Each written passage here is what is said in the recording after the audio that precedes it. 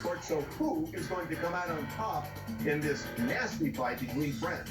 Let's go back to the courtroom. Let me ask you, Ms. Solomon, you have a lawsuit for $5,000 for defamation. What's that about? Your Honor, I regret even coming in this case. First of all, I did that. Can you answer my question? Everybody needs to stop. Listen, you guys can go to church and talk to a pastor and mediate your friendship all you want. Right now, I just want to rule on this case. You have a lawsuit for $5,000 for defamation. Mr. Solomon, tell me what the cause of action is for defamation. Because he went to the church and told the pastors, different pastors, about our situation at the house. He went told a bunch of lies, pretty much. Okay, did you ever speak to the pastor? Yes, I spoke to Pastor Chancellor. And what did the pastor say to you had happened? He told me that Mr. Porter came and told him that Mr. Solomon cursed him out. He said to him, "We know Deacon Solomon, he's always quiet. What happened? Why he have to say something to you?"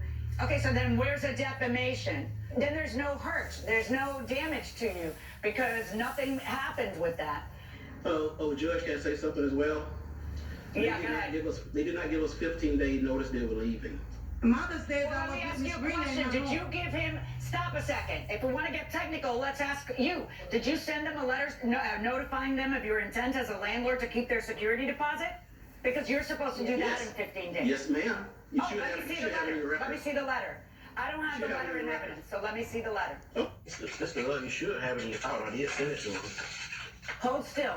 Yes, sir. Is that June? June 27th. That's ridiculous. Did you ever get a letter? No, ma'am, I did not. Okay.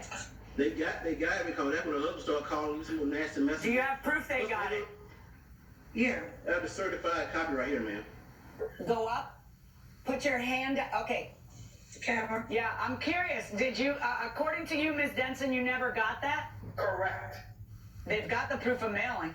In any event, look, it doesn't matter because I don't want you folks to have any more unnecessary contact on this issue anyway. So I'm going to resolve everything here.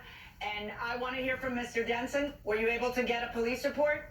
Yes, ma'am. The case number is W. No, I don't want a case number. Do you have a police report? No, that's I'm the not case number they doing gave me. litigants' work for them. I need you to tell me, do you have a police report to show me, yes or no? Oh, no, they don't have a police report, but they did it on the 12th Okay. of May. No, that's just you. Okay, that's you talking. That's not giving me something from the police that says it happened on the 12th of May. But was there a police action in the middle of May at your house, Yes. Mr. Solomon? Yes, he called the police. And what happened? And this was in the middle of May? Yeah. And what did he call the police about? Because I called the police on him for harassment. You called the police on him for harassment. Yes, ma'am, because I was tired of his phone call. So he called him at me. All right, can you prove, But he was- you have said, no, stop talking, I'm talking now. Mr. Denson, can you prove that they changed the locks before May? Because he's got a receipt for a lock on May 31st. So I just need some proof that he changed the lock before May 31st. Because that's your premise on why you should get rent back.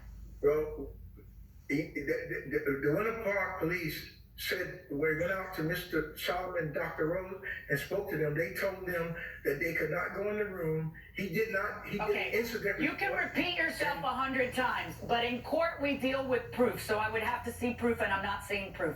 So you are not going to get your May rent refunded. There is a $300 security deposit. You have proven to me the oil issue, and you have proven to me the sprinkler issue. I'm allowing you to keep, for the removal of the oil and for the sprinkler, a total of $100. As for the rest of the security deposit, I'm ordering you to return $200. I am not ordering you to return May because you are right. You don't get to pay May, leave, and then say, oh, and I'm leaving and I want back what I paid in May. I do not find that the locks were changed. I don't find there's sufficient proof that locks were changed in May because I see a receipt for a lock change after May, and they had left. And according to Ms. Denson, in no uncertain terms, she had said, I chose to leave, I chose to leave, I chose to leave. So I'm not ordering that. So it's $200 verdict for the plaintiffs. And as for your counterclaim on defamation, No, you haven't been able to prove that. On the sprinkler and the oil, I've already handled. On the changing of the locks, I think you would have done that anyway after they left. So that's my verdict. You get to keep $100 of the security deposit. The other $200 you have to return to the Jensens. Goodbye, folks. Thank you, I don't have a... Getting nothing. Stick around because after the break, Doug's going to be in the hallway with the litigants, and Judge Billion will be in chambers with her husband.